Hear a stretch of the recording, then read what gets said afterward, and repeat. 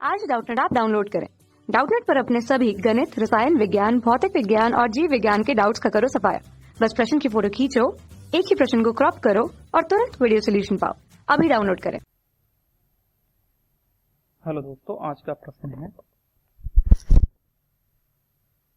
n/10 250 ml oxalic अम्ल विलयन तैयार करने के लिए आवश्यक क्रिस्टलीय ऑक्सैलिक अम्ल की मात्रा है, जिसमें से तुल्यांकी भार ऑक्सैलिक अम्ल का दिया गया है 63 और आपके पास 4 विकल्प दिए गए हैं। पहला विकल्प है 0.158 ग्राम, दूसरा है 1.575 ग्राम, तीसरा है 15.75 ग्राम और चौथा और अंतिम विकल्प है 6.3 ग्राम।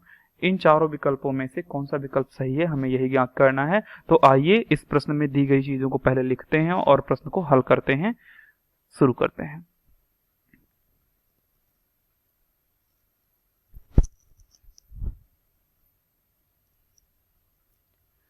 हल वाले भाग में सबसे पहले लिखते हैं हम कि हमें दिया क्या क्या गया है। दिया गया है अर्थात गिवन दैट जो है आपका दिया गया है विलयन की नॉर्मलता। क्या दिया गया है? ऑक्सैलिक अम्ल की नॉर्मलता दी गई है। मैं यहां पर लिखता हूं कि हमारे पास नॉर्मलता कितनी है।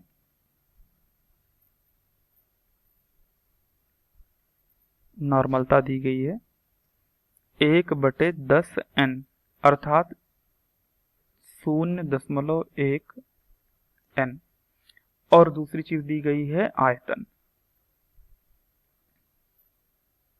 आयतन दिया गया है आपको 250 मिलीलीटर।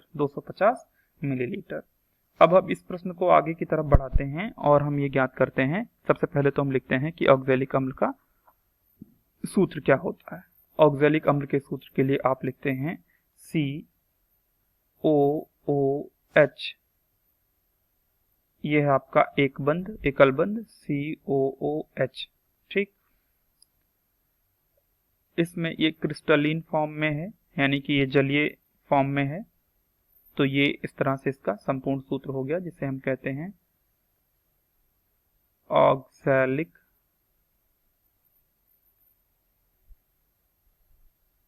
अम्ल। ये हो गया। अब जरा इसको गौर से देखिए। यहां पर ध्यान देने की बात यह है कि अम्ल अर्थात एसिड, और ये अम्ल कैसा है? इसमें आपको दिखाई दे रहे हैं दो हाइड्रोजन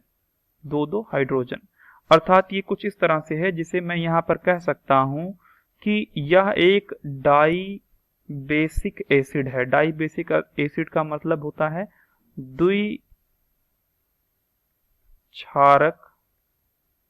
अम्ल।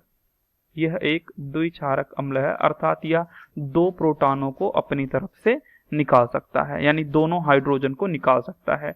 इस तरह से इसका हम यूं कह लें, इसकी संयोजकता जो हो गई, द्विक्षारक अम्ल है तो इसकी संयोजकता जो हो गई ये हो गई हमारे पास 2, जिसे आप क्या कहते हैं?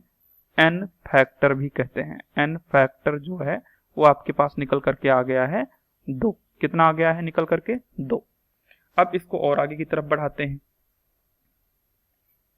ग्राम तुल्यांकों की संख्या होती है हमारे पास। देखिए जरा कि जो ग्राम तुल्यांक बराबर संख्या बराबर ग्राम तुल्यांक संख्या बराबर आप लिखते हैं भार बटे तुल्यांकी भार। भार बटे तुल्यांक भार। ऑक्सैलिक अम्ल का तुल्यांक भार आपको दिया गया है। भार आपको नहीं पता है, वही ज्ञात करना है।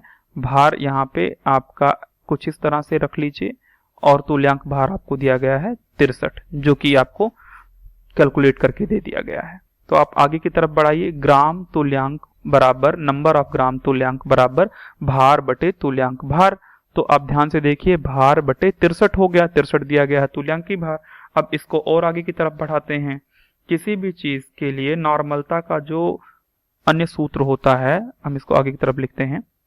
देखिए, नॉर्मलता बराबर होती है, नॉर्मलता बराबर होती है ग्राम तुल्यांक बटे आयतन। अब इसको जरा ध्यान से देखिए, ग्राम तुल्यांक आपने लिखा है भार बटे, ध्यान से देखिए इसको, ग्राम तुल्यांक आपने लिखा है भार बटे तुल्यांकी भार 63, ये तो आपके पास इतना ऊपर हो गया। और दूसरा वाला जो भाग है इसमें आपको लिखना है आयतन, ये है हमारे पास आयतन, ये हमारे पास आ गया आयतन। अब इसको और आगे की तरफ बढ़ाइए जरा, इसको जब हम आगे की तरफ बढ़ाएंगे तब किस तरह से लिखेंगे, ये हमारे पास हो गया भार बटे 63 गुणे आयतन, आयतन मतलब यहां पर आ जाएगा 1 बटे आयतन।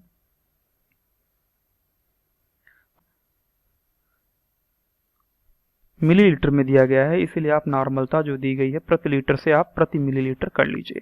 तो नॉर्मलता यहां पर मैं एक बार फिर से लिख देता हूं कि जो नॉर्मलता है, नॉर्मलता जो आपको दी गई थी वो थी 0.1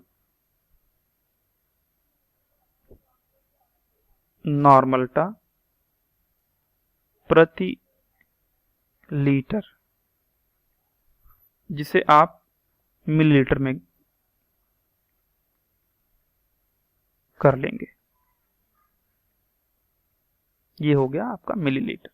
तो अब आपके पास हो गया है नॉर्मलता की वैल्यू, भार, आयतन, सारी चीजें आपके पास अब दुरुस्त हैं। तो सीधे सीधे हम चलते हैं सूत्र की तरफ। जो आपका सूत्र आपने लिखा था, नॉर्मलता बराबर आपने लिखा था भार बटे 63 गुणे 1 बटे आयतन, आयतन, ये आपने प्रमुख सूत्र लिखा था। तो अब यहां पर देखिए, नॉर्मलता आपने जो निकाला है वो है 0.1 बटे 1000 बराबर भार बटे 63 गुणे 1 बटे 250।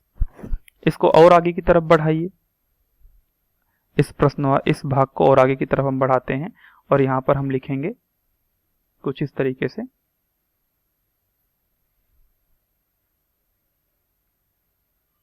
भार बराबर 0.1 गुणे 63 गुणे 250 बटे 1000 ml,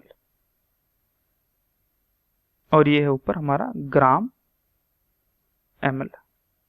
इसको जब हम हल करेंगे तब ये हमारे पास आएगा 1575 गुणा करने के बाद बटे 1000, जिसे पुनः आपको ये हल करने पर मिलेगा 1.575 ग्राम, क्योंकि यहाँ पर मिलीलीटर से मिलीलीटर हो जाएगा खत्म, आपके पास बचा कुल मिलाकर के ग्राम।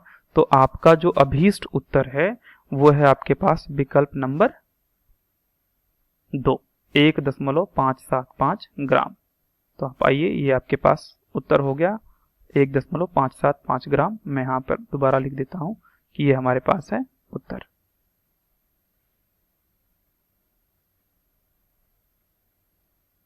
डाउटनट से जुड़ने के लिए धन्यवाद।